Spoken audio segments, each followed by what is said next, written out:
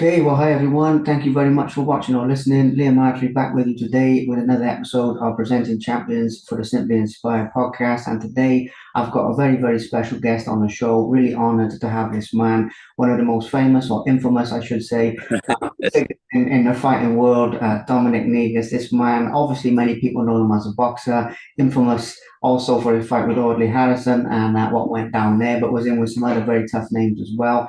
Very well known, well respected on the unlicensed circuit as well. Coming up for making his BKB debut.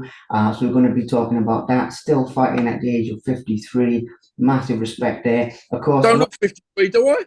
I thought I looked all right for 53. the game away there. I'm not giving the game away now, but it's amazing, mate. And obviously, we'll be talking about that, guys. And obviously, as well as that, we'll be talking a little bit about some of Dom's past. A lot of people know about that with the debt collecting, some of the crime stuff. But I hope today people will see a different side of this man than the side that's being portrayed on all these big shows like Danny Dyer's Deadliest Men and all these type of things. Hopefully, we're going to see some other perspectives. So, mate, thank you so much for joining. And like I said before, thank you for making the time for this, mate. Top man. No, thank you, brother. Thank you, mate. And I said, hopefully, we make a good, like, little good podcast here. And just perhaps, I'm not here to change people's opinions on me, but I said before, because people have already got their own opinions. But perhaps let them see there's a different side to me that people don't really know about, do they? You know what I'm saying? So, but anyway, it's all in your court, mate. Fire away. Absolutely. Well, like I was saying there, mate, one of the things that's really cool is, the fact you're still fighting, you're still going in there, and, you're still giving it your best. Now, one of the things I want to talk about is obviously the upcoming fight for BKB. You're in there against a very tough opponent, Craig Griffiths. I know him actually from my neck of the woods. Great opponent. So, what is the motivation, mate, for you continue? Well, like I say, tell Craig then for me, I'm coming. I'm coming. You won't have to look to find me, mate. Listen, a full respect to him. I've seen a bit of him, and I've talked quick about the opponent. I respect everybody I fight. Don't think for a minute I'm taking this fight. Look, I'm not being funny to say me. It's the best thing I've probably been in for 20-something years since I was pro to be honest. I've taken this fight seriously. It's what it is, though, Liam. I've got so much. I don't know. I've got a lot of issues. I've got a lot of stuff going on in my life where people. It's all in my head, really. I mean, I was. So you must have heard of a fella called Paul Hiltz. He's on a BKB. Great fight. A lot younger than everyone's younger than me, really. I mean, there's a few old boys on the circuit, and don't. You might have enthusiasm, but we got the experience, But it's like it's really weird. I was phoned in this morning about 5 o'clock because I'm at the gym at 4. But I said to him, do people get it? Or people say to me, why are you doing it your way? But there's just a lot of stuff, and it was like I said to you earlier. I'm very what they call it. I'm very tormented. I'm a very tormented soul. People say I should go counselling and stuff like that, but I struggle every day. Even I know I've just mentioned I've got a daughter because everyone's saying I've got she kind of made me a better person. Like she's nearly 20 years old, but I know we're getting straight off on the other directions here. But it does all comes into one. I'm having this fight because I need to prove to myself what I'm about. Listen, I've done all sorts, as you said earlier, pro boxing, amateur boxing, Muay Thai, karate, I've done every contact sport you can think of. And I try to excel in every one of them, And I've always, and it's kind of hard because, at the end of the age of 53, yeah, okay, I should be doing it. But I mean, I boxed the other week, boxed a month ago, and a little show, we put Sparta shows, I'm doing it for years. Nice little first round knockout, keeps me there. I'm probably going to fight again after this, probably another boxing match. But this is about proving to myself that I'm not a fraud.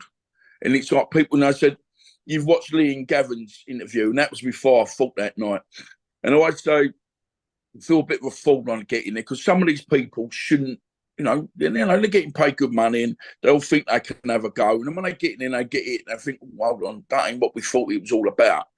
Because what you got to remember is I was a world-class operator, and I trained hard, and I used to love my training. It's the first time in a long time I've really enjoyed it because I've seen a lot of massive results going on, with me, I went through a bad patch of, like we all do, drinking. I was drinking very heavily, got really out of shape. I mean, I was training all these boys and I was going to people, and I looked terrible. But you know, even back then, even though I still didn't look like I could still throw right-handed, don't worry about that. You never stop that one, do you? But it was just, again, I'm very, I don't know, I'm very kind of, very lost. Even now, I'm very lost. You know what I mean? I'm 53. You think you should have my shit together by now, but it doesn't work like that. It really, you know, even when I'm happy, I'm not happy. Do you know what I'm saying? It's like I said, my daughter, she makes me happy. You know, so Liam, so you're going to go away with your wife and family, going to go 2-week holiday in Solo, I don't know, Gibraltar, I don't know, Barbados. You'll be really excited, wouldn't you? Me, I'll be like, yeah, okay. And nothing really makes me happy anymore. It's just I'm trying to find that happy balance again of where I've kind of lost my, I would say my mojo, but my kind of where my happiness has gone. I'm not, you know, don't get me wrong, I don't sit there with you know, I could be around a bunch of people. That's what they say, you know, about people with the biggest smiles. They normally cover it. You know, I'm always trying to be the life and soul at the party. I'm always quite loud, boisterous, you know, because it's all a big facade, really. Do you know what I'm saying? It's a big cover-up, mate. It's such a shame. It's like, you know, I can honestly sit here and I don't really care. I don't, and I'm really gonna try not to swear here, but in the whole interview, I sat here this morning and I was crying my eyes out on my sofa, going, "I miss my mum. I miss my mum." You know, I'm 53. I'm not a baby, but your mums, they always put things right, don't they? They always make things right. You know, as big as ugly as we both are. I know I said you weren't a bad-looking fellow earlier, but sometimes you just want something to put your arms around. You go, "Do you know what, Dom? It's going to be all right, mate. Come, it's going to be all right. We can get through this." And I will struggling with money. Everybody I speak to is in the same boat. If we were all having it off and I wasn't, I think there's a problem. But it's like, you know, we're trying to, I'm trying to make, me and my friend Kevin Greenwood, we're making a new gym at the moment in Rayleigh in Essex. It's going to be called Greenwood and Negus, I think, Boxing and Fitness. It's going to be great. And we're in the middle of building that. So I've had to beg, steal and borrow money. And I'm in the hole a little bit for it. And it's, I worry about that. But once it's up and running, it'll be perfect. We ain't going to have no worries because I know it'll be successful. But it's just a panic. Do you know what I'm saying? It's like I'm always keep saying I'm like a duck on water. You think I'm all right on the outside, but underneath my little legs are going a million miles an hour. You know, I don't sleep. You know, I sleep on the sofa. You know, I live in a lovely little place. You know, just about watching the telly's on all night, and I get up and I'm at the house at 10 to 4 in the morning. That just, you know, that ain't normal, is it really? Just to go to the gym, it ain't normal. But it's, I don't know, just, you know, with this fight coming up, believe it or not, I can handle the pain. Physical pain's not a problem, you know, because I can handle that. But it's just like the other stuff that comes with it. It's like, you know, through pain comes glory. But it ain't about the glory. It's about, you know, just kind of, I wouldn't say I'm hurting inside, but just things ain't right. And I couldn't, you know, people say, "What's right?" And I could not put my finger on it. 1 minute I'm all right. Then they say, "Was it your bipolar or something like that?" Everyone's got a word. Everyone's got a name for everything, ain't they? I'm just, but I ain't happy. I'm not happy.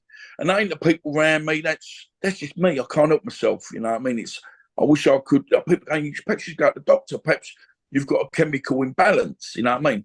Well, I suppose I wouldn't mind a penis enlargement, but apart from that, you know, I mean, it's like, you know, but you know, I don't know, I just suffer with it, and people don't realise it, do they? You know what I'm saying? They think they look at me, think, "Oh, look at he's a big old boy, he don't care," and in fact, it's probably the other way round. I'm probably more sensitive than you could ever realise, you know. So, not that I dress up in women's clothes or anything like that. I mean, I'm not saying it's a bad thing, but you know, apparently someone said I've got the calves for their high heels, but I don't know about that, mate. I'd probably end up breaking my neck, wouldn't I? But it's. You know, sorry, mate, I just baffled on a bit, but I just, you know, I'm struggling. I'm really struggling. And it's like, I've been struggling for a long time.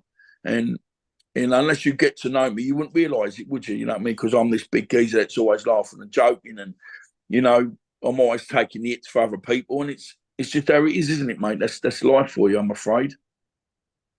Yeah, well, first and foremost, mate, I mean, I got a lot of respect for you speaking about it, putting it out there and everything like this, because that's not an easy thing to do. And obviously, I hope it helps other people, but I hope it helps you because, you know, and people don't expect it as well, not only because you're happy-go-lucky guy on the surface and things, but also because, you know, I mean, you're a tough individual as well. You've been in there with these big names. People don't Yeah, expect coming from that. sorry, then, but I think that's what makes me that tough. I'm tough. Don't worry about it. I'm not going to go into all that. But I'm not sitting there again. I'm not even interested in that. But I'm just again. It was like we had this conversation with Paul Wilkes this morning. It was brilliant, and he kind of hit on something. He goes, "We live the lives we do because other people." They live their 9 to 5s like their happy lives. When they go to work, they come back, they sit in front of the telly, eat their dinner, go to work. But we're not like that. We're bred differently, and it's not. It's not. You know, even I said I'm a fool. He goes, and he's Paul's so good. He goes, but Dom, you ain't a fool. You've done things people can only dream of doing. But then I don't know. It's just I don't know. Perhaps I've got so much kind of pain inside, and like. I'm so kind of saying tortured. It really is a true word, tortured. Like, do I deserve to be happy? Why do I want to? I'm always wanting people. One things are going really well. I expect the fall to come because that is life, isn't it? You have up and down. I don't know if you see. Andy Joshua did a thing on Instagram where he said about don't take life too seriously. He goes, we don't know how long we're here for, and do you know what? And he said, well, we could. And the one thing I get, tomorrow's never promised. And I really got it. I mean, for one time, look, I follow a lot of these kind of like self-healing kind of Instagram things. And but I'm not really at home because lately I've lost a good couple of people around me, you know, not such as me, but my friends, you know, they lost members of their family and it's devastating. And I mean, I look at these people and I feel like obviously I can't do anything to help them. But you look at these people and their lives, you know, they lead good lives. And there's me, I've led such a kind of, you know, what's that Amazing Grace? Was it? And I'm into that kind of thing where it says I was a wretch, but I'm lost, but I've been found. You know what I mean? I'm trying to find myself. And then I'm worrying because is it by the time I find the problems or resolve the issues, is it going to be too late? Do you know, because time's running out for all of us, isn't it? One thing, we're all born and we'll die. Depending what happens is how we get there. Do you know what I'm saying? And it's, you know, it just kind of throws me off a little bit. You know, it's like I think I'll really try my best to do the best I can now. Trying to do the right thing. You know, as we said, we talk about, you know, the skullduggery later on. But I've been quite a good boy. I've been a very good boy for the last 20 years. Since my daughter was born, I played the game. I've really played the game. You know, I've got down, you know, I've been not unemployed. I walked out of a job about 6 months ago, weren't working at a hospital, just got too much mentally. And it's every day you're dealing with people that got massive, massive problems. And when they're trying to unload on you and you feel like saying, you've not got a clue who you're talking to. I mean, not about that. I mean, but, you know, one person goes, you don't know what it's like to be homeless. I go, don't I? You don't know it's like to have a problem, drink problem, don't I? You don't know. So I said, mate, you're talking to the wrong person. You know, they say, you know, I've read the T-shirt, read the book, seen the film. Well, I've done it, ain't I? I've got the T-shirts. I've done 3 books, been on the documentaries.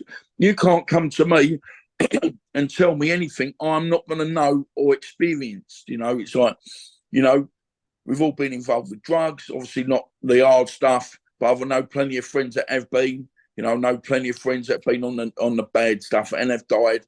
You know, and it's not good. You know what I'm saying? So if I can. I don't know.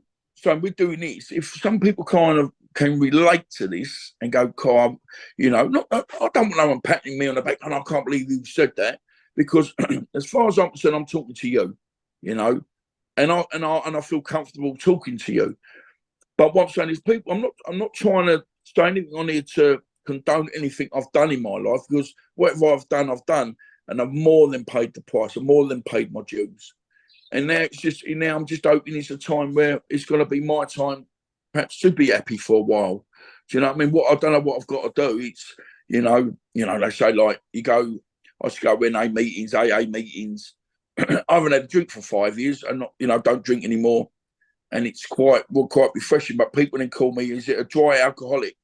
I used to go down to the meetings and then sit there and I go put my hands up. I'm Dom and I'm an alcoholic. And I said, then I blow them out the water and I'm fucked. And I first swear word, sorry. And all I go, and I said, well, look, if you're being honest, you don't care about me because I don't care about you, but what about me? And it is funny. I just dropped that in there. So I don't know, look, Liv, did someone new book, what about me? Thought I'd drop that in there quick, put that way. But then I said, but what about me? What about me? It's like, you know, I try and be a good person. I really do. You know, I try and help people as much as I can. And then what happens? Then you end up getting trodden on anyway, don't you? You get shit on, and you know, and it's not physical. It's never physical because, you know, that physical, that was my game, wasn't it? Do you know what I'm saying? It was physically, I didn't have a problem with the physicalities of life. It was more the mental side. I mean, I could sit there all night just like thinking over things. You know, they say never lie to an overthinker. Oh my God. You think you tell me a lie, I would have worked out 27 times, like different ways in and out, backwards, forwards, round the corner, and then do you know what? 9 times out of 10, I would have got it wrong anyway. Do you know? Again, sorry, mate, I kind of steamrolled you here a little bit. I don't know if you're expecting this, mate. I've noticed a lot lately. I've had to eat a lot of humble pie to people because I've just flown off the handle, and I still do it. I'm still the same, all right, like not physically, but you know, it's on the verge. Then I've had to sit back, and I've had to go back and go, do you know what? I'm really sorry. I really got the wrong end of the stick there, didn't I? Where before I wouldn't have cared. It does matter to me now, and I do feel bad and remorseful now. Where I've, I'm not as bad. Oh my God, not as bad as I used to. Nowhere near as bad as I used to be. But in sometimes it's the struggles we have, isn't it? You kind of, you know, you take out your kind of anguish on other people, and it is normally the ones you love, isn't it? You know, I mean, they're the closest people because, you know, they're the ones that normally hurt you anyway, ain't they? You know, so, but, you know, God, like, sorry, Liam, I've just kind of blown me out of the water, mate, ain't I? No, so well, I like to let people flow, mate. You know, 'cause this does happen to me quite a lot on here, where people get talking, and you know, like what you said there, it's quite a compliment. But when you said you feel comfortable, I do get that, and people just start. You know, I want to ask you though. I mean, because obviously with the book and everything like this, and this new book and your books before, has writing it down though, has getting some of this stuff off your chest. I don't mean that to sound like a cliche, but I have interviewed a number of people, and it's helped them. You know, it's helped them to not just speak it out but write it down. Is that true for Yeah. you? I mean, obviously, I'm not going to too much about it, but this book, the new book, What About Me, is other people's stories about me. Like, I've got loads of people, you know, Ricky Out and stuff like that. They've all put stories out. They met me and they knew me, you know, blah, blah, blah, what they heard about me. Obviously, the first book, Out the Shadows, and then into Light was more, yeah, that's what you said. A lot of things I was able to write, or the writer, Ivan Sage was good. Then we had Jamie Boyle. They were good enough. They come in, and like Jamie actually spent about a week with me, 5 days, and he got to see. You know, I did have the hump with him one day, and he see a different side of me one day. But it's like, but we got to write things down, and as they say about you, you should write things down. You should write something down and then burn it. I don't know what it's all about, but yeah, I mean, it's like, you know, it's quite daunting. I mean, if I'm being honest, all the 3 books, I've never read them. I mean, even though I've written them, like, or go through them. They said, have you read it? I said, no. Like the new book, like Carol Appleton, and she's done it. She's really good. She goes, spoke about all these different people. She goes, you never read none of it? I said, because they've written what they thought. And so it's not in my interest or benefit for me to change anything. You know, unless they said, well, it wouldn't have been because I've never done it. But say Dob Rain robbed the bank on June the 27th, blah, blah, blah. No, that's all cock, ain't it? I mean, but, you know, but all the stuff in there is genuine stories about stuff, you know, and he give them also a chance. It's, you know, again, the last book, All About Me, you know, some great stories, but also some sad stories, you know what I mean? Because people should, and I tell them, just tell the truth. I want you to tell, you've got a chance to tell good or bad. I didn't have a problem, you know, but, and I get the bit about writing it down, but, you know, I kind of get lost a little bit. I mean, I could, you know, my dangerous time, Liam, is in the morning. Like, I'm in about like about 1:30, because I wake up and then I start thinking, and that's when the trouble starts. You know, I mean, I think, I always remember, you know, I mean, I haven't been with Bella's mum for a long time. You know, we're good friends now, which is good. But I always remember we lived in a house in Collier Row, and I hated this house. And Bella was only a baby, and I remember I one day I got back from the gym, and there was nobody in the house. Oh, I hate this house so much, Liam. I got into a bed and sobbed my eyes and I sobbed my heart out because I thought I'd found everybody, but then you know, then like Bella's mum was going, you know, she come home, she what's the matter? I didn't feel myself. She goes, what are you on about? You pay the rent, you make sure everyone's got food on the table, the kids got clothes. And I just, you know, I just felt so kind of, I don't know, down. I never, it wasn't a good feeling, you know. I mean, we've moved out of the house, you know what I mean? We moved apart then, you know. I ended up sleeping on a gym floor for nearly 2 years because I couldn't afford to pay everything. But, it's funny, isn't it? It's always a lot of ones around you that see a different side. I'm with a great girl now called Joanna. She's a good girl, you know what I mean? She really is. And I hate to say, oh my God, I'll treat everybody the best I can, you know. And if she goes, she's nice, she goes, you're the best and stuff like that. And I'll kind of, what do you mean I'm the best? How can I be the best? I don't feel the best, you know what I mean? It's like, you know, I'm probably the poorest man that will give you everything I've got. You know what I mean? If you've got nothing, you can, I haven't got anything, but you can have everything I've got. And then she's kind of seen a different side to me, you know. But she's a great girl, and sometimes I feel for her a little bit because, not that, don't get me wrong, if she met me 20 years ago, I always said this, so you wouldn't have liked me because I wasn't a nice person. And that's, and again, as you know, I paid the price for that. I had my comeuppance, thought I was the bollocks, pushed me weight around a bit and upset the wrong people, you know what I mean? And you're dealing with proper people, and it's like, we don't want to talk too much about it there, but I remember it every day. And sometimes, so when I get out my pram still, and I still get out my pram, I have to remember that sometimes, and it slows me down a little bit, because, I wouldn't, though, my dad always taught me saying, there's always someone better out there. I said, yeah, but I'll be a close second. I'll be the closest second you'll ever find, and it's like, that's I've got a friend of mine called Bobby, and he's been in my life since I was about 15. He's kind of bit of a guru, as I say, like he'd phone me up, just say how I'm doing. And he always said that to me. I said, my dad always said, oh, you've got to be careful. He said, yeah, but you'll be the best, the closest second they'll ever meet. And I always remember that, so like everywhere I've gone, I've kind of left my mark a little bit, good or for worse, you know what I'm saying? So, but such is life, isn't it, mate? We got to carry the battle scars with us. So it's not a problem, is it? I've got an head like a robber's dog as it is. So, you know what I mean? Well, mate, I just got all the respect in the world for you being so straight up about it and being so like brutally honest. You're not just honest, but like brutally honest. You know what I mean? And it's something that a lot of people, but like I said before, it takes a lot of courage to do that and everything. I mean, something with this as well. I want to talk about. I mean, obviously you're known for boxing. That goes without saying. And in recent years you've been doing like the IBA and like the unlicensed scene and all these things.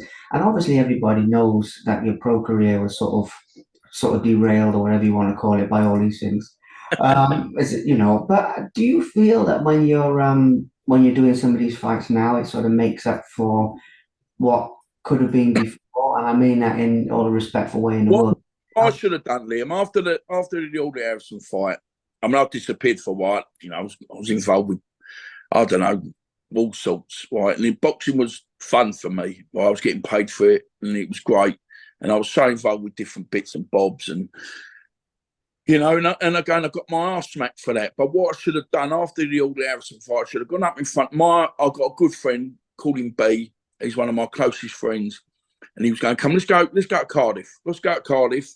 Go in front of the ball, hold your hands up. You're on a ban anyway. You do a year ban, and you'll be back." And that's one of the only regrets I probably have. I should have done that, because I'm not just saying it. I was a world-class fighter. I'm not just saying it, I trained all around the world, sparred with everybody, and the only person that ever beat me, and I mean this, was me. And I mean that. And it was like, that's why I feel some of the fights I've had have been quite fraudulent, because some of these boys shouldn't have been in there. They're getting paid money, I mean, and it's, I feel sometimes like an old brass. You know what I mean? It's like I've got to sell tickets, things like that. I mean, this BKB fight, I mean, I'm up to by the time I'm done, it'll be about 3,500 tickets I've done. You know what I mean? I think all these people want to come see me get beaten up. You know what I mean? Listen, if I sold a ticket for everybody I knocked out, I'd probably be able to sell out half of Wembley. You know what I mean? But it's like, all jokes aside, I do feel like, I'm just finishing up, it's like, again, I said, I should be fighting, not because of my age, but I should be fighting. Now, listen, I've had so many fights in and out the ring. People say, oh, what's something on you the other day on YouTube or something? I said, you'll see better fights than me. When they stop camera action with the police thing when they got CCTV on there. And I'm telling you, I'll tell you a little funny story, and it is in the book. Mark Tibbs, you know Mark Tibbs, Jimmy's son. Mark's a good guy. Lucky enough to call him one of my a good friend. And he goes, always remember you when you first. There was a local pub that he was in there with his mates, and he goes, I see you walk in there one night. You didn't say a word. You knew something was good. The doorman come up, didn't say a word. Bing, bing, bing, and walked out straight the other end. And I didn't even want to talk about that, but I'm just saying it's just funny how life changes you. You know what I mean? Life really does change you. And it wasn't this. I wasn't proud of it. He did a couple of doormen beat my mate up. That was all. And my mate Mark, like Mark said, it was just the weirdest. Like you just went straight in, bing, bing, bing, and straight out again. You know, I've never admired my handiwork, if you know what I mean, because it wasn't much to admire, I suppose. But again, I was so lost. You know, when I was like doing debts and stuff, and you know, I remember one time I woke up and I looked in the mirror. I was having a show, whatever, and I thought, that ain't me. That ain't me. Do you know what I'm saying? I'm so lost. I've become so lost from my true self because you're involved doing this, involved doing that. You get up some mornings and you think, oh, I've got to go and do that today. I think, I don't want to do it, but you had to. And it's like, and I totally get where people stay wondering that kind of click. You can't show no weakness, you know, like you go somewhere and you'd have to like rev up a little bit because someone said something. You couldn't let no. Now, do you know what? I've kind of brush everything off now, do you know, as long as it's not going to threaten. Listen, there's a load of people out there can say what they want about me, you know what I mean? And they probably do think he's this, he's that. And probably someone, I said to her, somewhere along the line, I probably upset my wee cross souls. And so they have got their own opinion. And I'm not here to change their opinions, am I? But as long as no one comes near my family or my daughter, I've got no really reason to be that other person again, have I? But it's sort of, again, we come away from the boxing there, but with the boxing, it's probably the only thing that's kind of kept me kind of stable. You know, when I'm in that gym, I'm happy. Listen, you find when you go to a gym, you meet all sorts of people, all walks of life. Police, you train gyms, there's a couple there, there's this, that, no, whatever. Army, everybody mingles together. But what you'll have is that in the gym, you can't lie to me. You can't lie to me because I'll look at you doing your bag or I'll get you on the pads or see you smile. You know what they're about. You know, you get how many times you get a million people get on there saying, hey, good day, or send it a bag. Think, mate, I ain't gonna even mind about you, mate. But you get some people think, yeah. But as soon as you walk out of that gym, I can't tell who's lying to me anymore because people are such good liars now, ain't they? They're lying to you. I was always brought up. You give someone your word, like Negus. I'm a Negus. My daughter's a Negus. And my dad always taught me, you shake someone's hand, that is your word. But people ain't like that nowadays, are they? They will just lie to your face. But the boxing's always been so kind of, you know, most of my friends, 80% of my friends all to do with boxing, like even from the security days, on the street I train with. You know, I'm you know, I can't start because I don't want to miss someone out. Because what about me? But there's so many good people I've met through boxing, and they are most of them are all quite very genuine. You get the odd liar, you get the one that just talks a load of old fanny. I mean, you know, people, you know, again, I don't know because people are going to go, we know who you're talking about, but I'm not going to go down that road. But I just find, you know, people just don't. I think there's people. This is a disease with some people, and they're just, you know, what's the disease? Talking bollocks, you know what I mean? It's great, ain't it? You know? But yeah, the boxing, I kind of ruined it. I kind of ruined, you know, like what I should have been doing. You know, I got involved with other things and got me. I won 2 Stone Area titles, won a WBU thing in the WBU Intercontinental title. I was on the verge of big things. You know, obviously the old Harrison fight come along. I really thought I was going to beat him, but then you don't realise, hey, he's a big fella. And listen, you don't get gold medals for nothing. Do you know what I'm saying? And that night, a good big and beat a good little one, you know. But he wouldn't beat me on art. You know, But it was this kind of thing, and that kind of led. After that fight, it kind of went downhill a little bit for me. I was lucky enough to jump on the IBA with Alan Mortlock. he was more than happy. Then obviously Mark Potter jumped on, and there were some good boys on that IBO. Well, still is some great boys. And I was hoping to finish off my career. I mean, was it 2002, 2003? I think that's 20 years ago, and I'm still doing it now. You know what I mean? It's mad, only it's still mad. But I wouldn't say I'm the most happiest in the ring, but I probably feel a lot safer in the ring than I do outside the ring. You know, because I've sort of like got control of it. You know, obviously the other fella probably doesn't think that way, but in that ring he probably feels the same. You know, it's just. Again, we were talking about it today. It's like when I'm fighting, I'm not fighting that person. When is it Craig I'm fighting? I mean, you know, I don't be this. I'm not fighting Craig. I'm fighting a million different things come the 4th of May. There's so many demons in my head, you wouldn't believe it. It's like I'm fighting a 10-foot tall giant with 5 heads and 10 arms, and he's going to do it. And when you get in, it's like realising, no, do you know what? This ain't as bad as I thought it was going to be, because you prepare yourself for the worst scenarios. You know, I'm ready. This fight in May, I'm ready for like training for 10 minutes a May, even though I fight 6 minutes. You know, we're sparring with all kinds of. I'm back sparring, I haven't sparred for years. I'm doing some mad sparring at the moment with some good people, very, very good people. So I'm not taking Craig for granted at anything. You know what I mean? And all I want, Craig, if he watches, I wish him the best. We both get out of there unhurt.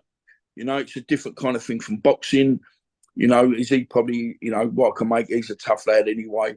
So listen, one thing about me, I hurt my stripes outside, not inside the ring, you know what I mean? So listen, I know what it's like to take a right hander outside. Hence the good looks are a bit damaged, you know. I'll get out before Halloween. I think I've got my mask on early. But no, but it's just a shame, you know. I do regret. That's the thing I do regret. I should have gone in front of the board and held my hands up and eat a bit of humble pie, but I didn't. I was so militant back then. You told me to do that, I would have said no, and I did, you know, and it kind of fucked everything up, really. Second swear word there. So do I have to pay for swear words? You know what I mean? Because I haven't got a lot of money at the moment. Can I write you an IOU? It's all good, mate. So, I mean, now and again, it's fine. Like, too many of them, it messes up my advertising on here. But one or two, it don't matter. So, don't worry. But no, I mean, yeah, it's good to hear the inside track on that, because, again, you know, there's so many different opinions out there about you with Audley, and, you know, trying to nut him, trying to headbutt him and all this sort of thing. And what was the deal with that, though, by the way? Was he just winding you up in there, was it? You watch the fight. I mean, you know, he's a big guy. You know, what I thought about him, I thought he had very quick hands. No, I've got really quick hands for a big foot. I've got really quick hands. Don't worry about that. But he had quick hands, you know, great foot movement. We worked on a couple like he's coming, he's a southpaw and a slip and throw left. And I looked, not that you're supposed to look at the floor, but he had the biggest feet anyway. So I looked down, all of a sudden his feet went dunk, dunk, dunk. I went, he's around the back of me. I went, no. And I was sitting there, mad thing is, I went, oh, that was brilliant. And I'm talking to myself, because you do, I went, oh, that was good. But then if you watch halfway through the 4th round, I throw a right hand boom and he parries it. Watch what he does, and I kind of go through the ropes. And I'm off trying to get a little bit of a breather. And then listen, it wasn't his fault, and I'll give him his due. I wasn't touching down, so he was on his right. Then he took us 2 steps. So I watched him take that, and he comes out, hits me clean bump right the side of the head. And I got the hump in that. And then, of course, Gumshield comes out. And the hardest thing the only really broke, I said, my nose, I had a big lump in here where I nutted him. You know what I mean? He probably got Ian John Lewis, and he's on a BKB now as a referee. He jumped and he kind of calmed it all down. He's a good referee, he is, because I remember when I was doing security one time, we were we did all the big shows, and he was there, and he was saying one day that some of the referees were there, and they were going, yeah, well, if that was me, you know, he said that he did what they were doing a referees meeting, and they come up about dealing with a situation like that. And he done it. He calmed it all down. We carried on the fight, and he got it on points. But one referee goes, "Yeah, if that was me, I would have definitely disqualified you." I said, "Yeah, well, I would have nutted you and all them, wouldn't I? Because there's no stopping me. There was no stopping me that night." And it was like people who, I think, come when we had one of his minors go, "Negus, you're dead." I said, "Well, I'll knock you out and all, mate. You want to get in here?" Now everyone's all right giving it the bunny outside the ring, but when you get close to me, it all changes. We give a different aura, don't we? You know, because you know people that can. There's people that can bark, and there's people that can bite. And don't worry, even though I've got missing a cut or two, but I still bite you, you know. But yeah, it was down to that, really. He didn't have to do it. I mean, but, you know, he wasn't out of order to do it, because I wasn't touching down. But you know, and it kind of just set me off a little bit. And even Danny Williams, I love Danny. And he said it. He said he's doing the commentary for BBC, and he goes, and Danny, they all know us. And he said, Danny's from the Dom's from the streets, and that's that's what, you're the shit's the fan. I'm not going to sit there and tickle your balls, am I? I'm going to just try and do what I've got to do to get you out of there. And it's the only good thing he did with the fight. It changed the dynamics of the fight, and it did. I won the fourth round was his, obviously, but I took the made it a lot closer, because then he had to come into my territory, because it became a bit of a war then, But what makes you laugh is people don't realise what a good boxer I was, even because I was always scrapping. I was probably a better boxer than I was a fighter, but no one really got to see that. I mean, I remember boxing Chris Willis for the British title eliminator at York Court, and won every round. And it's probably and this ain't no disrespect to Chris, because we're good friends now. Well, always good friends anyway. But it was the easiest fight I had, because I listened, I used my jab, and I've got a lovely jab when I can be bothered to use it. And that's why I try and instill the fighters I train now. It's about working on their jab, because the jab's like a tin opener, ain't it? What they say, the right hand will get you, I don't know, there, and the jab will take you right around the world. And that's how it is, isn't it? So, but it's kind of funny, my old boxing career. I mean, we had some good fights. We had a few that made the top 10 best fights of the year. Obviously, there was the bad fight with Chris Emery for the Southern Area title, which what annoys me a little bit, when I can talk to people from the border control and they don't even remember it, or they don't know about it, because they're, don't get me wrong, I don't want no one to get hurt. But I mean, I bring it up quite a bit because it's something that plays on my mind a little bit. I mean, I would love to sit down with Chris Emery, and I've never spoke to him since the fight. And obviously, he had a bit of a bad time winning a coma, didn't he? Knocked him out in the last round, and and it's always played on my mind a little bit, because it makes you realise that we ain't invincible, and there is casualties of war when this sport comes along, and it grates on me a little bit. There's not that much recognition for that man. I mean, obviously we talk quite a lot about Michael Watson, who to me is like a Superman. You got obviously Spencer Oliver, but there's other people that have been in the ring. Obviously, there was Chris, Rod Douglas against Errol Graham. People go, I don't remember that. I said, no, because you're not interested, but they're not in your face. They've kind of been buried. And it's not right. I think if you're part of the border control, you need to know your history. You know what I mean? Saying this is what this job's all about. But some people just, I didn't know that. I didn't say, well, you need to go and find out then, because that's not good for me. That's not a good thing there. But I mean, it's like even with the amateur boxing, I was lucky enough to box for England. I've got an England vest to go with my matching pants. No, I've got an England vest, a London vest. Was fourth believe it or not, fourth selection for at the Londons for the Olympics in '96. Folo Pastola, Colin Prince, Israel Joshi, and I was number 4. Fowler went. He was a good fighter. Fowler, very underrated. They called him. He turned pro. I think they called him Fowler Love. But but all nice guys. All nice guys like Israel Joshi, good guy. Colin Prince, I've got a lot of respect for. That's Mark Prince's brother. Again, it's funny how this kind of sport. You win, you lose, but you kind of have respect for each other. And it's a madly sport, ain't it? It's like a lot of my people just go, I can't believe it. You go and knock the crap out of each other, you're going to go for a pint or something like that afterwards. But it's manner, ain't it? It's we're the last of the gladiators, and it's what we do. And it's, we're willing to spill blood for other people's entertainment, and that's why, it gives them the ump a little bit when you watch footballers. They're like a big bunch of fannies, ain't they? Oh, my leg. You get, but don't get me wrong, if I was good at football, I'd be doing that, wouldn't I? I'm good at punching people in the face. I was in the supermarket the other week, and what's this after deodorant there? And it's David Beckham. I thought, there's this old woman next to me. I sprayed it on, because I'm white cheek, I'll go to the supermarket, and I said, David, do I smell like David Beckham? She goes, I don't know about it smell like, but you definitely don't look like him. I went, thanks a lot. You know what I mean? Well, kick me in the nuts, that one. But no, it's, I don't know, it's been a funny old time. It really has, boxing. I take it, I'm not being rude with your boxing. You love your boxing anyway, don't you? I get that. It's like, I'm quite lucky, really. Your neck of the wood, like Enzo Macronelli, Joe Galzaghi. I mean, like, Gary Lockett, he rang me the other day. I was lucky enough to know Enzo McNally's dad, Mario, and he was good stuff. He was, you know what I mean. And again, I was just fortunate enough to. These are the people that I call my friends, you know, and it's nice, you know, it's nice. You're not going to reach out and say, "Oh, do me a favour, lend me a score," but you can phone each other up. And like Enzo rang me the other week, go, "You all right, mate? You look a bit, you know." So I've got a lot of stuff going on, and where I'm not ashamed to put things out in public, but I'm not there looking for sympathy. Do you know what I'm saying? I'm just saying, look, it's okay not to be okay. And it's funny, since I did a couple of these podcasts, I've had people messaging me on Messenger going, "Look, you made my day, you know what I mean? Like, it's nice to know that, you know, we're not on our own. You know, you're supposed to be this big bad geezer and all of a sudden you're like half on tears." And I think, I don't care.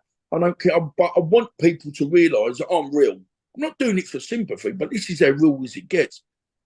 You know, said before, it's like, I don't want sympathy, but don't get me wrong, I'm not going to go kill myself or anything like that. But sometimes I wonder what is on the other side. There's got to be something better than this, surely. You know, the struggles we have is just getting by nowadays. It's like, you know, if I could live abroad, I said before, I'd love to live in like little, I mean, because believe it or not, I'm half Italian. And my mum's buried out on the Amalfi Coast. I'm actually, when I'm talking, I've got a picture there of this bit of scenery there. And it's the best times I've had as a kid growing up. We'd have the 6 weeks holiday out there. Mum would take us out there because Mum's dad was English. Dad works on a print. And I always say, if I can be half the man my dad was, even then. My dad was 50 when he had me. So realistically, I'm 53 now. So my daughter, would be 3 now. And I think if I can be not a better man, because I don't think you could ever be a better man than my dad. Not so bad, you didn't think right. You know, me, if there's a table, I'm going to cut that corner off. Every table I've got's round because I cut the corners off. Because that's what I think we do. We've got to cut a corner. But you start realising you can't do that in life because it comes around and bites you in the arse. You know, and that's what I'm paying dividend. I'm paying back that now. You know what I mean? And why I try and do the right thing. You know what I mean? Just, I want people, I'm not supposed to leave me alone because people do leave me alone. But I don't know. It's just, just life ain't how I thought it was going to be. Do you know what I'm saying? By rights, I was going to win the world title, get the house, marry the girl, have the kids, have the dog, got the car, bang, that's it. And it didn't quite work out that way, I'm afraid. You know what I mean? So, but it is what it is, isn't it? And I've only got myself to blame. One of the sayings I've come up with is that, when people ring me and said, I met some really good people, like people I didn't even know. And they go, "Dom, you kind of, you've inspired me to give up the drink, And I said, "Listen, I'm just telling you it's okay not to be okay." But I said to him, I haven't got the answers for you, but with the people around us, we've got to come up with a few solutions, surely. Because everyone's different. Everyone's got their own. I mean, the amount of people I know that have been like abused and, or had an hard childhood. I mean, I was lucky. I was brought up, my mum and dad were awesome. But yeah, okay, we didn't have, we weren't spoiled. I used to wear my dad's shoes to school. I even used to wear my dad's pants, believe it or not, and his trousers. My dad was always worried about my dad because my mum was about 5'2". My dad was about 5'6". So I'm 6'2". And built like a brick shit house. And always makes me worry because the milkman's always 6 foot odd and he was a big lump. And he always go, "All right, son, there's an extra pint of milk for you there." So I'm going to have to worry with my mum when I see her next time. But no, it's just I try and make a joke out of everything, mate. You get me serious for a little bit, but I just don't want to be serious, do we? I mean, life's too short for that, ain't it? So I just need to have a laugh, don't we?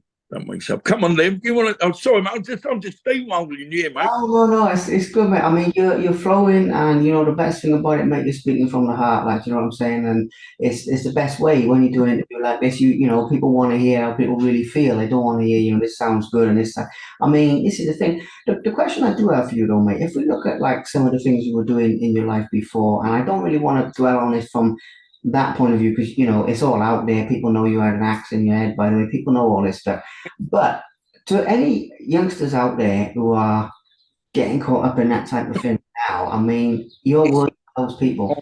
There's no longevity in, do you know what? I mean, look, do you see the thing on the train the other day? The geezer with a big knife trying to stab the bloke.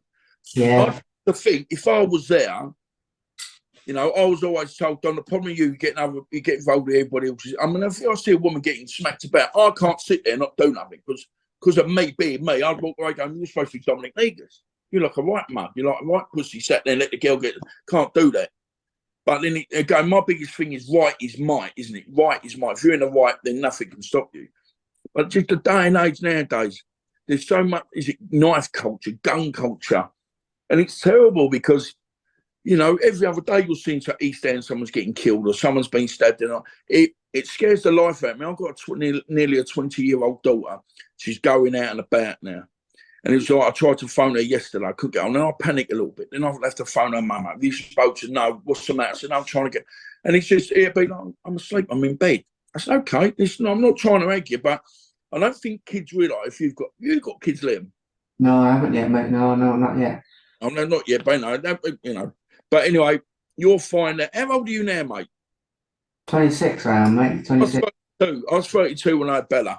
Yeah. And it's the best thing ever happened to me. But it just scares me, the life I've kind of bought into. Like buying houses. Like I'm lucky, right? My friends, I'm very lucky with my friends. I've got a few of my friends. They're all high flyers into like, you know, into like property, stuff like that. They come from nothing, so I'm lucky there. But I look at my daughter and it worries me because I think I'm never going to be able to leave her nothing, you know, because I'm struggling every day now. Unless to win the lottery or this gym takes off, which it should do. But it's like, you know, but it worries me. Again, what you're saying, you know, what you're saying about kids out there, get yourself good jobs, get yourself an education. You can't beat education. I was working down this hostel and we had a thing there where we used to let some of the fellas from outside, but really, you've seen Top Boy, yeah? Yeah.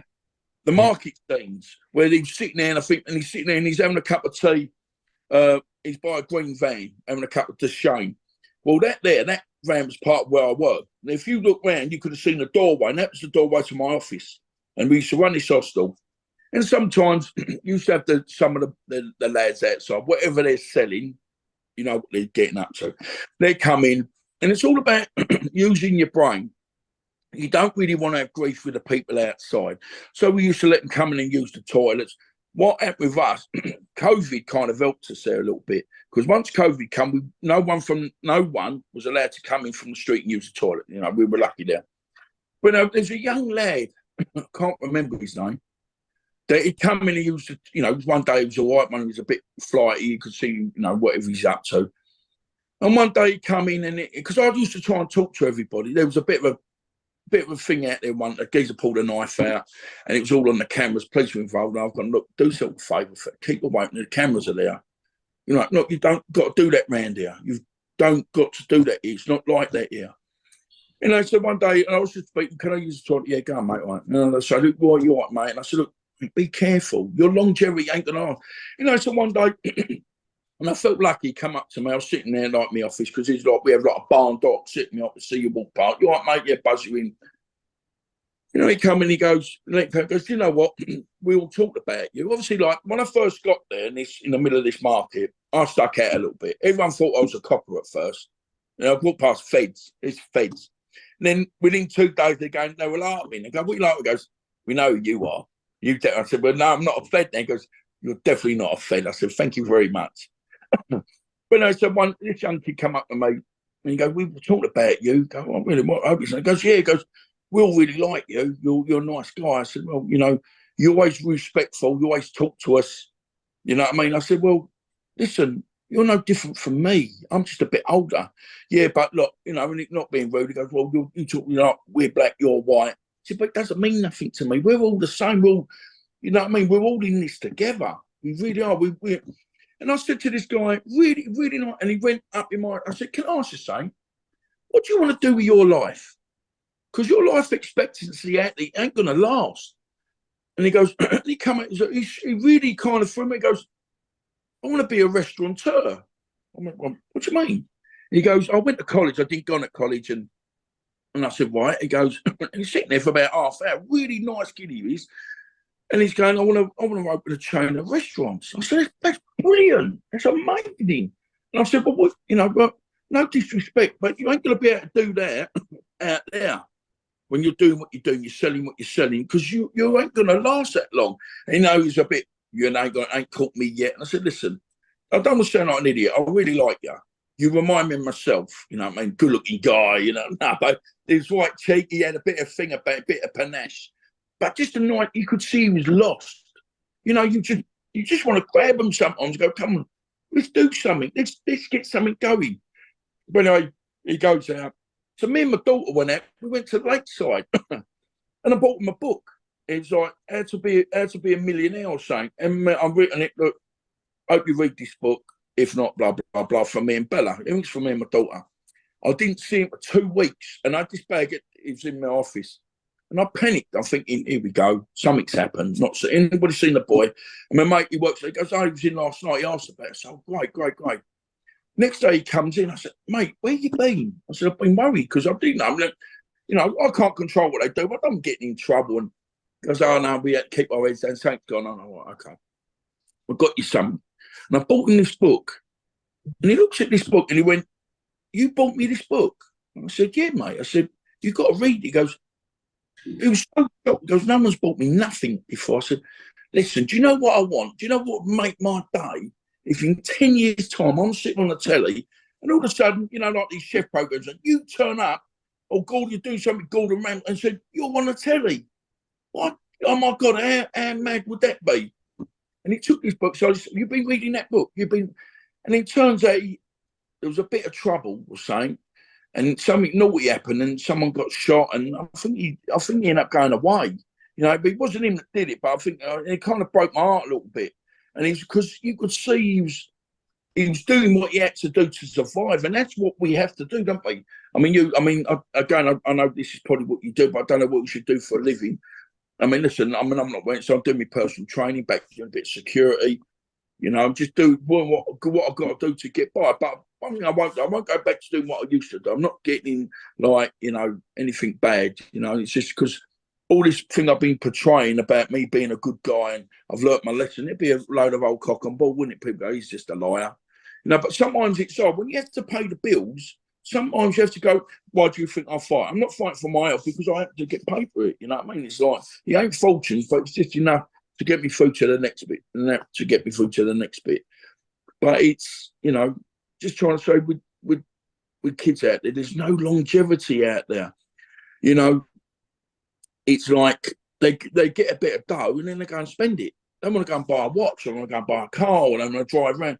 And listen, with the police nowadays, they're not silly, are they? You know what I mean? You know what I mean? They know, you know what I mean? They, you know, look at people and it's like, you know, all in 1 minute they've got nothing, next minute they drive around in a new car. And it's, you know, with somewhere like where I was working, you know, you get spotted so easy down there. I mean, the police activity in just Dalston alone is a big thing down there. But you know, but then also talking with the police, it's like we used to have the police coming there every day, and it makes you realise without the police there'd be anarchy. And it's a thankless task they've got, you know, because 9 times out of 10, if you have a bit of a problem, who do you go to? You phone the police up, don't you? Come the witching hour, you phone up. It's like with me. When I used to be about, come the witching hour, my phone wouldn't stop. Especially after the day, I would never, even now, I don't really answer my phone after 7 o'clock at night. Even now, even though I don't, because, you know, after 7, 8 o'clock, 9 o'clock, people talking rubbish, they're down the pub. You know, I don't drink anymore. Don't do drugs, don't do this, don't do that. Not saying my mates don't, so I can guarantee that come after 9 o'clock, 10 o'clock, and phone's ringing. It's all that, like, silly talk, ain't it? Oh, with my mate, he said, oh, he's Alec. I said, I'm not interested. Because if I'm no good to you, like when I ain't doing well, but you don't want nothing to do with me, and also I'm doing you want, or you need my help, then obviously there's a price to pay, ain't there? Because one thing I realise, there's no free lunches nowadays. Do you know what I'm saying? There's no free lunches. So you want to use me, then I realise now you've got to pay for me. But 9 times out of 10, I just don't answer the phone anyway, and it's a lot easier. Well, it makes sense because, you know, you've lived it, mate. And this is the thing. I have to ask one other thing with this, because seeing as you're talking about the longevity and all this type of thing, is obviously from you with like the debts and all this stuff you was doing to the point where, you know, you had the axe. Yeah. How long was it that you was actually doing all of this for? Because it's not a long shelf life, is it? Even for what you was Probably in the game for a good 10 years, you know, from with the boxing. I stopped one just before. Well, the main thing is, whatever it was, when it happened, I was just on the verge of coming out of everything. I just had enough. And listen, I said before, I'll become a bit of a pain in people's asses. So what I got was only my karma. I said, I don't know what it was about, but it's karma. You can't live the life I was leading and not expect to get your backside smacked. I was going wherever I wanted. I'll become someone I quite despise. I'll become a bit of a bully where I'd walk in nightclubs, not paid. The doorman, just push my weight around a bit, and it helped that I could fight. And then so, what kind of changed me, and I'm not taking this away from anybody or whatever they did. It wasn't really the three people that it happened in the gym. It's the fact that Bella's mum told me she was pregnant, and I knew I couldn't do what I was doing because I knew the way I was going. I never thought I'd make it to 30, let alone 53, because my life was such a roller coaster. And so I was always going to end up in prison. I'll be dead by now. But now, so perhaps I'm a big believer. I'm hoping the big man upstairs has got better plans for me. Like this battle I'm going through now for the last few years. It's been a good few years. I'm hoping, just please give me a little bit of light at the end of the tunnel. Just need a little bit of light, and I'll crawl for it. I'm one of them people. I've always gone for the underdog. But yeah, I was right in the thick of it. A good 10, 12 years, I suppose. I was involved. I was always involved with bits and bobs. But then when I turned pro, I kind of concentrated on that. And then, I was pro for a few years. And obviously, then where the fights got bigger, there was more time in between. So I remember when I turned pro, I fought 1 week, I boxed 2 weeks later, and I had another fight. All I ever wanted, again, my closest mate, they always said, the happiest I ever see you, I just walk around with a tub of tuna and rice and my tickets. And when I was pro, I eat my tuna and rice, want some tickets for a fight, and that was the happiest. All I needed was a date, my tickets, and who it was, and I was happy. But then everything changed, It's like, I sit back, I could sit in there and think, I paid the rent yesterday, whatever it was. Then I think years ago, everything's got so more expensive. Like the rent's probably, I suppose, nearly trebled, since I was boxing pro 96, but now it's like thousands of pounds, where before it's hundreds of pounds, thousands of pounds a month. You're thinking, hell, I have to pay for my daughter for little bits and bobs, and so it's forever never ending, isn't it? Again, you will eventually, when you have kids, I'm all right. The bit when I'm happy is when my daughter's happy. Like she'd phone up and it's like she had a little bang in her car the other week, and obviously that's it ain't cheap to get that done. Now, so I think, where am I going to get the money from? She'll phone up. I said, don't worry, I'll sort it out, because I will sort it, because that's what dads do, isn't it? And it is. It's kind of, I don't know, just eye-opening. It's like, and my life's changed so dramatically. Where, see, I'd go out on a Thursday and I wouldn't turn back home till on Monday. Now I'm home all the time. I don't like pubs. I do not like pubs, because there's this kind of persona I used to have. It was like, we're last of the gladiators. So we're the gladiators perform in the arena. So my arena was nightclubs, pubs, places where there was alcohol, places where there was women, places where there's so-called alpha male. You walk in there, be like, I'm here, bowling. And then it'd be like, I could go somewhere now, look at someone walking in like that, I go, don't really like that fella. And 9 times out of 10, what I don't like in that fella is what I don't like about myself. And it's all about being brutally honest with yourself, not being but brutally honest with yourself. Yeah, I used to bowl in places, thought I was listen, I never thought I was the best looking bloke in the world, but when I walked in somewhere, people knew I was there, because you give off that kind of aura. And it ain't always it's not always a good thing, because there's a very thin line between respect and fear. And you'd rather be my friend's wife, Sarah. She always remember telling me, kind of upset me a little bit in me, not her. Telling me, because I'm really lucky with my friends, because the truth will set you free. And they go, my mate B, he tells me, and I say, look, thanks all right. He said, but Dom, I know it hurts you, but sometimes you need to be told the truth, because I will tell the truth. Some people just tell you what you want to hear. And that, don't get me wrong, I'm not silly enough to not know them ones. But again, I just don't really, my circle has got so small, I couldn't even play musical chairs now. Do you know what I'm saying? It'd be musical chair, and I'll be sitting on my own. It's, you know, it's just how it is now. It's like, you know, we go through to Ventura quite a bit now. I've got my friend Adam Bailey out. He's got a gym out, and it's great. And it's kind of paradise for us out there. We go out there, we train, we come home, we go out for something to eat. Now, when I took my girl out there, Joe, he's got a lovely place out, rent his place up. There's a few of us out there. They all want to go out and have a drink in it. I said, you go and do what you want. I'm quite happy. I'm sitting indoors, got a massive telly. I've got this fire stick, and I'm watching Chicago Fire. I'm the happiest kid in the park. But then they come, you can hear them giggling, they're all getting drunk like they come back. And then she, like my girl, hello. And I said, do me a favour, just go up there, please. Because I can't tolerate, not that she's drunk, I don't mean it like that. She's just a really funny person, she really is. And she does make life really kind of, like, she does make me laugh. And she's a good girl. But one of these people now, I don't like people drinking around me now. You know, because I think, not that she's ever, like, bad, but I can go to a pub now, see someone drunk, being a bit loud, and I go, God, was I like that? And go, you're having a laugh, ain't you? You were 10 times worse than that. But it's just life how you kind of, it was always going to be hard for me to learn. You know, a good friend of mine, I used to believe it, and I used to be a car sprayer.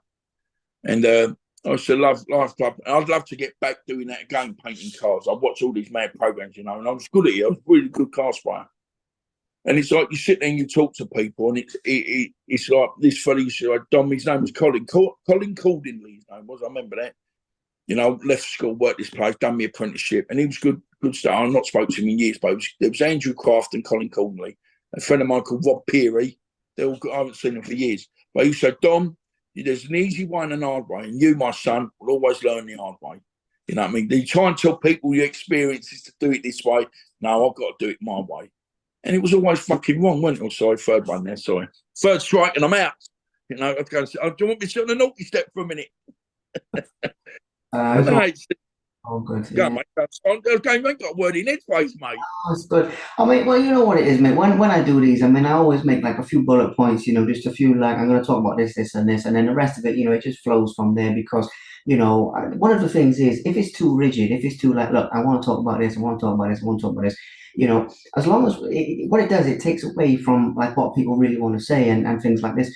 And obviously with yourself, I mean, like with the mental health and some of the things we've been saying, it's a very important message, and I'm really glad we're getting it out there. A couple of other things, and we'll wrap this up shortly. And by the way, you're saying about No, I mean, I'm just blown you away, man. oh, no, you're good. I mean, the thing is, mate, I love. I feel like I've known you all my I feel like I've known you all my life, mate. I thought, oh my God, it's like it's weird. I sat there waiting, and I thought I've been on a couple of times. I didn't know, and I'm thinking I've done it a couple of times, to be honest, with podcasts. I've jogged them on. But now, because you come to me, and it ain't about how good your podcast in it like that. But I thought, okay, Dom, you've got to do this because you're trying to get a message across. And all the times I've been on some good podcasts, but I've let a few people down. I can't do it. And in the end, they said, I will do it another time. And they ain't got back. I mean, but it's like, I don't know. It's just, you know, I want people to realise saying it's okay, not. But then I want to find out what's wrong with, not what's wrong with me. I mean, I say to my girl, I said, you know what, I'm not all there. And I say to her, we had a row the other week about something or other, and it was my fault. And she goes, you're mental. You're mental. I said, but we knew that in the first place. So what's the problem? I tell you, I'm not very stable. Don't get me wrong. I'm not sitting there going, like, ooh, but things will play on my mind. And then if I don't, now for me today, if you noticed, I'm not talking about violence as such, because I don't really want to talk about it anymore. I'm not here trying to glorify anything I've done, and I mean this. People go, "No, he's talking that." No. If you've got in watching, you think I'm happy about my life, then you've got it all wrong. I'm happy about having my daughter. She's made me a better man. You'll hear me say that to everybody. My daughter made me a better man. No one else. You know, not the three fellas in the gym. Not this, not that. This little bundle of joy's come along, and she's made me realise it's okay to be nice to people. It's okay. And I try and do that now. I try and walk down the road. You try and do it when you walk down the street. Look at someone, they look at you, go, hello, mate, and see what they do. They're so shocked. They're so, Like, especially me being a big lump. I was, all right, mate, I'll go anywhere. Go to mate, and it's fun. But I'm just trying to put. You go to Spain, you go to Italy, you go to most Mediterranean. Everybody says hello to each other, and it's great. It's great. You know, I think Britain, it's Britain, but it's not great anymore. Just as we got, as someone said to me the other day, we're a suppressed country. You know, it's like everything's getting harder and harder. They're trying to make it a cashless society. And then they want to know, well, your money comes, well, it's not going to worry about me, you know what I mean? So, look, I don't even have, look, I've got a paper cup. Look, what are you going to do? Could tell me paper cup. But it's like, you know, I haven't got a lot. Money up, you ain't, you know, you're looking at the wrong person, but I've got a lot more than most. You know, I look around, I think, you know, like show about your health and stuff like that. But I've got a daughter to die for, and I would, you know, like if you said to me now, for your daughter to have the best life possible, but you got to go next week, my bag's packed. I promise you, my bag's already packed. It's in the hallway, ready to go. Because I've led 10 men's lives, and I mean that. You know, when people, I promise you, I've done some crazy, mad stuff. Nothing you're even going to know about, nothing you'll even talk about now. And you look at things like that, but there's people out there go, wouldn't even want to live your life, wouldn't even want to be interested in your life. And I get that. Man, the people you can actually talk to nowadays, and they go, I've never thrown a punch in my life. And I said, and stick to that. If you haven't had to throw a punch in your life, that's fantastic. You know what I mean? Because it's very soul kind of damaging. You know, it's like tarnishes you. It's, you know, if I get the a screamer, I really try not to put my hands on, but I don't hit people. I really try not to, you know, like that anymore. But I really, you know, with that, it really kind of upsets my kind of, like my feeling. It could take days for me to get over it. And I can walk out of a situation, you think, oh, we don't care. I'll be in the car crying my eyes out. Because it'll be, what have I done now? Why can't I just control that? Why can't, don't get me wrong, it's not just I wait and go, well, I'm going to have the ump. You've got to give me the ump. It's not like I just get the ump for no reason. Like my girl, she goes, well, you've got the ump. I say, I haven't got the ump. But you saying to me, I've got the ump, gives me the ump. So don't give me the ump. You know what I mean? You know? No, but it is funny, like how people can kind of set you off without even knowing. But like, so with the mental health kind of thing, yeah, I mean, listen, you know, people go, perhaps you need to go counselling. You know, I'm 53 now. I'll try and be as open as I can with people to a degree where I'm not going to kind of, say, incriminate myself. But see, now, I'll be honest with you, and I will come away from it, feel quite vulnerable because I've showed this side. And I go, and I promise you, this ain't for effect. This ain't because, you know, I ain't being rude. What am I getting out of this? Well, I hope you get some views, but I'm not getting paid for this. I'm not getting like thing. I'm just letting people know, you know what I mean? You know, don't care where you come from, that we all suffer. We all suffer. And I like to, you know, look at my dad. My dad was 82 when he went. He was 50 when he had me. And I never see my dad upset. He was a very staunch guy. You know what I mean? You know, worked all his life, done everything right. And I could never remember my dad being like me, like being upset or, I'll try not to do it. But I could get upset in front of my daughter. And it'd be like, I never let my daughter see, but I couldn't, something will happen. And, I think of all the times you've been together, she's nearly 20, I think I've had to go shout at her probably twice in my whole life because we ain't got that kind of relationship. Because I talk to her, she might phone me up. Where before it's every day. Now it'd be like, be lucky. I mean, I'm seeing her Thursday for dinner, which is great. And it's like we had dinner, and she might not say nothing. Then next minute she goes, Dad, bah, bah, bah, bah.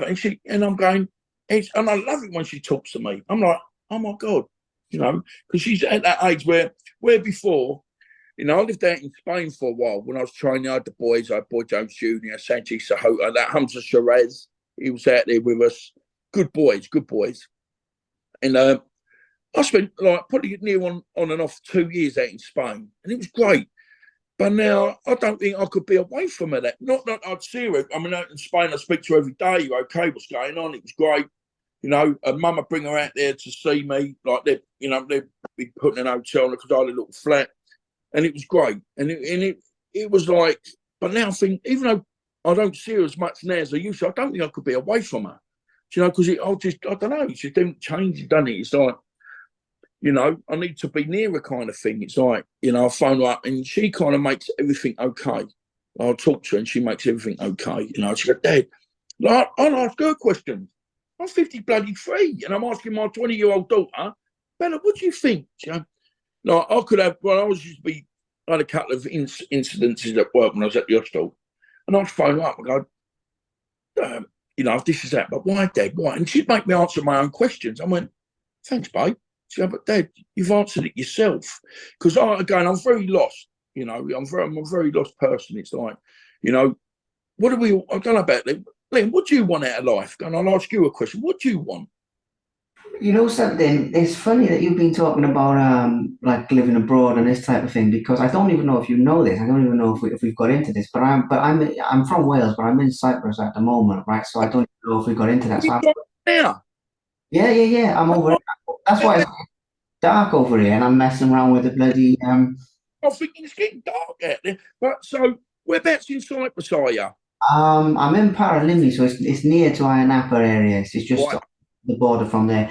But yeah, I've been out here in September. Since September, I mean, it's 6 months, and I'm gonna be staying out here a while. So it's a new, obviously a new sort of move. But what you were Yeah, saying, you know, have you moved out there? yeah, Oh, yeah, oh mate. And let's look how happy I am. Because I'll be out there with you, mate. If you got a great hand, I'm coming.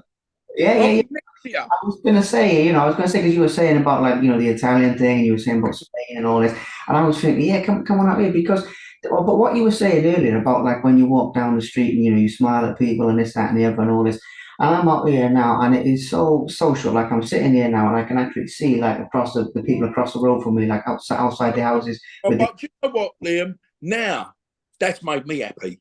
yeah, And seeing how happy that's made me happy. It's like, that's what I'm saying. See me, you know, what do I want? I just want to be happy, mate. Just yeah, leave. Because listen, I put the waterworks on this one, mate. I mean, but that makes me, like, me telling you that, makes me want to cry. It does. I mean, I'm being honest with you. It's like, you know, perhaps one day, listen, I'd love to come over there, mate. Don't worry, but don't tell that because before next minute, give it 5 hours, you go to your Leah. All right, open the door. You go, oh, he's here. He's here. It's like, you know, I mean, it's kind of, I feel that's brilliant. I mean, I like to go to Fuerteventura because it's like, we spend quite a bit of time out. I've got some really good friends out there. And he's going, Dom, and my mate's going, Dom, you can do whatever you want. This is you. It's down to you. And then I love to move. I mean, I'm going the internet line of fire. I've got these places like cheap houses in Italy, like Tuscany. You go and get a flat out there for 25 grand. And it's old, it's an old style flat. But that is what I remember as a kid with mum. I don't want a new style flat. I want the old tiles. You don't have carpet out there. And that is the good times. That is when I was, I wouldn't say fearless, but fearless because mum and dad were alive. My mum and dad were there, always to look after, aren't they? And I said to you earlier, sometimes you want your mum to put your arms around you. And I don't know if your mum and dad are still around, but you want your mum to go, come on, son, it's going to be all right. It's going to be all right. That's all we want. That's all we want. And I'll say it quite a bit. I'm playing the game the best way I can with the cards I've been dealt. So whatever I've got to do, I'm going to do. But everything is now, I can't keep it straight. Where before I go all over the place. Now I try and do it the best way I can, because, I don't fancy pushing now. Don't really fancy that one, you know what I mean? I know you get 3 squares a day and get to use the gym. I'll be happy there. But it's probably half my mates are in there. But it ain't for me, you know what I mean? I've learnt my lesson, and I mean that. I paid my dues and I learnt my lesson. But honestly, mate, seeing how happy you was made me happy. It's really, really weird. Does your family live out there? Or is it just you or? yeah, they do as well now. Yeah, Your mum was saying, or well, that's yeah, we've all gone over because there was a few things with health conditions and a few other things going on and things like all. yeah, and they come Yeah, up but as well. if they're getting a bit older, I would imagine. I don't know, but you should get them in there somewhere right. The climate's better for them, ain't it? Yeah, The way of living out there is better. I mean, I went to Northern Cyprus a couple of times. My friend's got some places out there, so I was out there. That was quite a funny old place because that was about 18 years ago, but that was quite military run now. You know yeah, what I mean? When in there, roadblocks. But but it's still a beautiful place. Oh my God, and the people out there are great. I mean, it's like when you go with, my mum's buried on the Amalfi Coast. My mum comes from a small village called Maiori, next to Amalfi. You follow it. It's the most beautiful drive. They call it the Amalfi Drive, all along the coast. I've heard of that. Yeah, my mum's actually, you wouldn't believe, my mum is Italian, my dad's English. Well, dad's buried in Rayleigh. My mum's buried in, both are gone. But now, one thing you've got to do me a favour after this, go when you see your mum and dad, give them a big hug and give them both a kiss. Because if my mum was here now, I'll be on my hands and knees saying, I'm so sorry, mum. So there's a bit of a thing now. So you got mum moved back to Italy. Dad was gone. Dad's been gone nearly 20 years. Mum's been gone 13 years in February. But when my mum moved, my mum left my dad at 74. My mum's 20 years younger. So poor my man worked his done everything, and anyway, long short, dad moved to Clacton. He was good as gold. Mum moves out to Italy, and it's kind of, I had a bit of resentment towards my mum for leaving my dad, because my dad was just Dunkirk spirit. My dad, you know what I mean? Prisoner of war. He was 50 when he had me, so he was in the war. Just a good guy, and it kind of broke my heart because my dad was always kind of like my hero. My dad was one of the only men, except for there's two up there, that I respected. Don't respect any man, you know what I mean? Except these up there, my two closest mates. But except my dad, he was like just a staunch old boy, you know. But so when my mum got diagnosed, it was we got called sight boy, but just as quick as you get it. I had so much resentment towards my mum, but I knew I had to talk to my mum, you know. And it turned out I was going out to see her, and they said, "You better come out. Your mum's not well." She had a triple bypass, a quadruple bypass or something. So this Boxing Day, the Boxing Day, you better come out. So I fly out. It turns out she had cancer, but they said she got about a year or so. So this was a couple of days after Boxing Day. I was supposed to be fighting a Saturday. Seems like I don't know what it's in February. So Monday, this 5 or 6 weeks later, me coming back, get a phone call. You better come out. Your mum's not well. Well, I'm me and my brother at the airport, and I've said this before on the net, Lee and Tussing. We're at the airport. I'm slagging my mum off, going fucking old. So like she's whining, you know, like mums are like, "I'll come out and see your mama," you know. So she's whining and stuff because every time I'm not at work, I can't get paid because I'm self-employed. You know, so we had a glass of wine. My brother's going, "You better have a word with mum." I said, "Okay." We got off the plane. My cousin picks up, goes, "Oh, your mum died an hour ago," and look, we never put that right. See, I can never put that right. I say, so if you see your mum now, what you do? I'll be on my hands and knees going, "I'm so sorry, mum, so sorry," because we didn't realise. And that's when they say, "But tomorrow's never promised." So you've got to do me a favour. As soon as you go, you've got to give your mum, dad, and your dad, give your dad a big kiss. Because, you know, people go, kids. I used to love kids. My man, 90, I won the Southern Area title 97 with Chris Emery. The next day, we drove him down to his new mobile home in Clacton. I had this belt with a blue plastic bag. It was just in a plastic bag, mate, got this bag. And that's the first, I put my arms around and go, "I love you, Dad," and give him a kiss. And that's the first time. Oh, well, of course, he used to say, "I love you back," but it's the first time he gave me that kiss me back.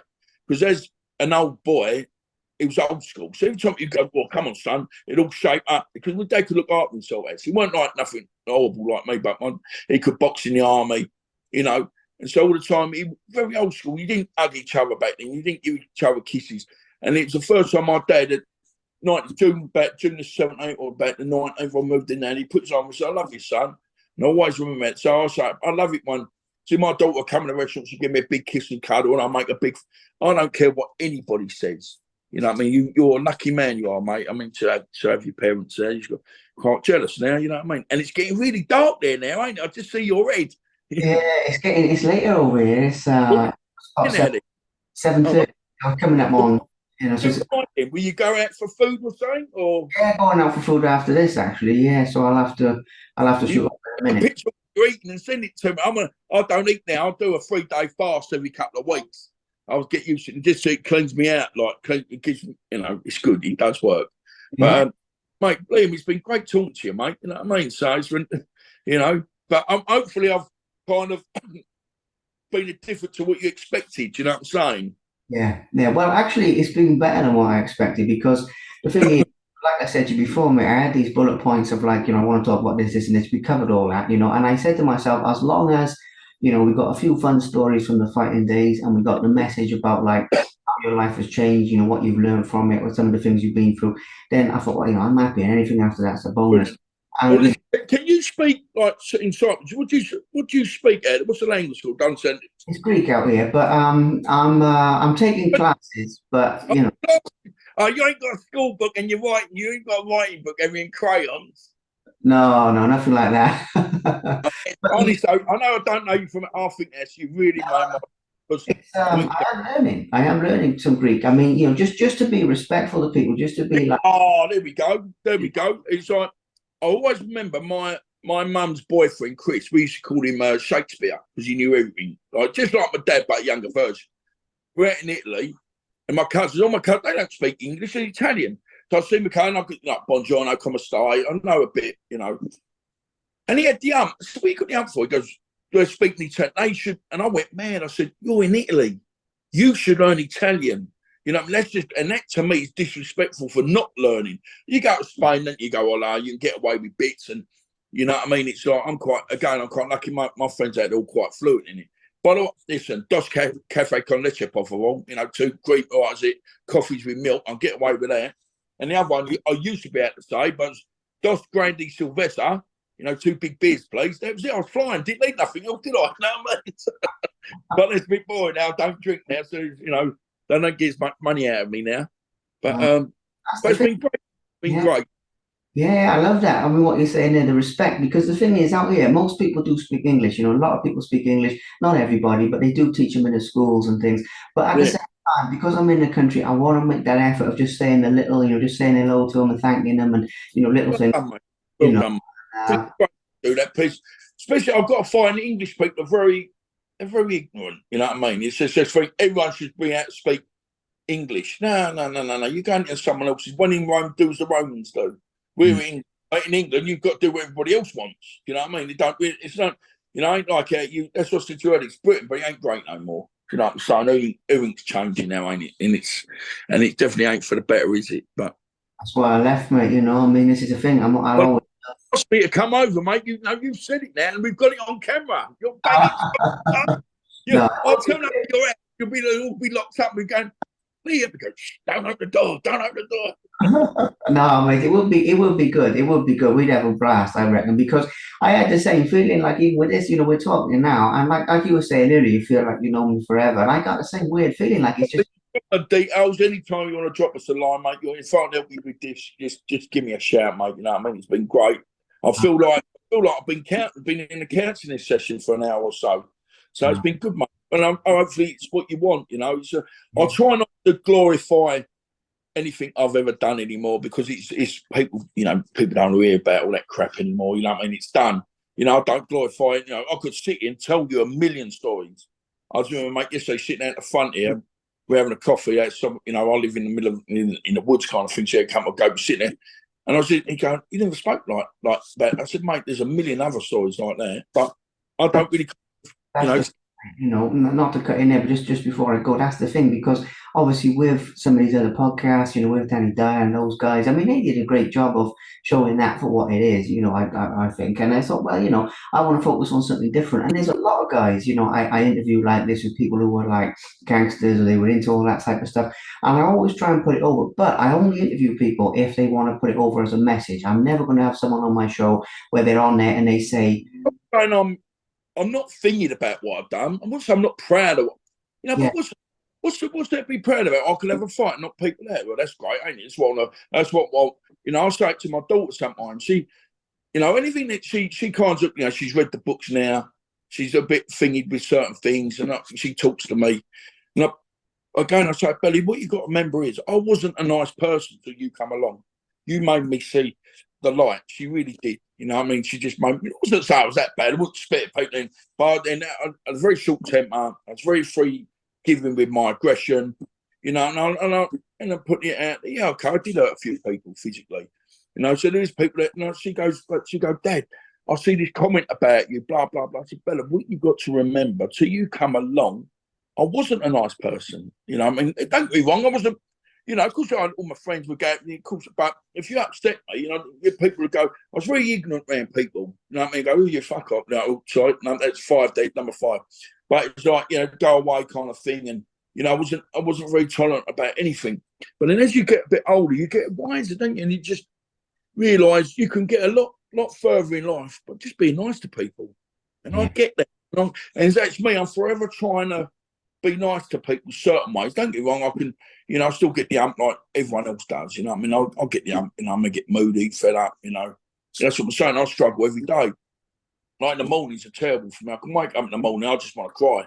Like this morning, I just sat so just kind of going, Mum, where are you? Mum, where are you? And then something really weird happened, like a song will come on. I go, it's my mum's song. All that. And I've got a good friend of mine, Martin. He's from Las Caceres near Murcia in Spain. And he's a spiritualist. And he will say to you one day, phone up, goes, your mum's trying to tell you some, Mum, do you remember this? And go, oh my God. I don't know. I never met Mum. There's some of the things she just wants to let you know she's still there. And I really hope, I really pray that there is something else out there, because there's got to be more than this, surely, mate. You know what I mean? It's like, well, you would say, was it Moussaka later? A bit of Moussaka, is it? Yeah, something like that. But I think I'm probably going to have what they call a cleftical, which is it's like Yeah. you know, yeah. But what you were saying there about the life, I believe there's more after this, and you It's know, like, I know you want to end this quick, but it's like stuff with aliens. Well, I know there's enough illegal aliens, illegal, but what I'm saying is, who says we're the only ones here? Who says we're the only ones here? I mean, you'd like to think there is something going on out there. Hopefully they're not like, was it Independence Day, want to kill us? But you like to think there's got to be something else. Who's to say we're the only ones in this whole solar system? You know, just it amazes me that. But it's like with the pyramids, ain't it? They reckon there's blueprints in there that we can't even fathom out now. You know, but you know, look, I think I'll leave you on that one now. Yeah, shall I? say again, you froze. One. You know, thinking about aliens and pyramids. Yeah. I mean, there's a lot more to it than. And we could come back. I could be like a Professor Dom, and I'll have white coat and glasses. We can talk about pyramids and buildings and stuff. But you know, it's just, I don't know. It's just nice to be nice now. You know what I'm saying? Yes. Saying road out till there's a time not to be nice, and I'll get that bit. That's it. Yeah. No harm, but take no shit. You know, that's the thing. That's what you got to do. So. All right. So look, is that it, mate? We done? Yeah, that's everything. I'm gonna have to shoot off because I gotta get off. I don't have your dinner. I don't want your mum and dad telling you off that your dinner's got cold. No, it's good. Can you do me a favour? When you see your mum, to give them both a big hug and say, "Let's I done." will. I will. I always do. I could do that to my mum and dad. I really do. So, all right, then, brother. It's been awesome talking to you, mate. It's been better than I expected. Me too. All right? Same here, mate. Keep in touch, mate. All right, brother. I will. I'll send you this when it's out, and then we'll keep in touch after that as well. And we'll keep in touch anytime, mate. It's been absolutely pleasure. Yeah. All right, mate. Bye-bye, mate. Bye, mate. Okay. Bye, mate. Cheers.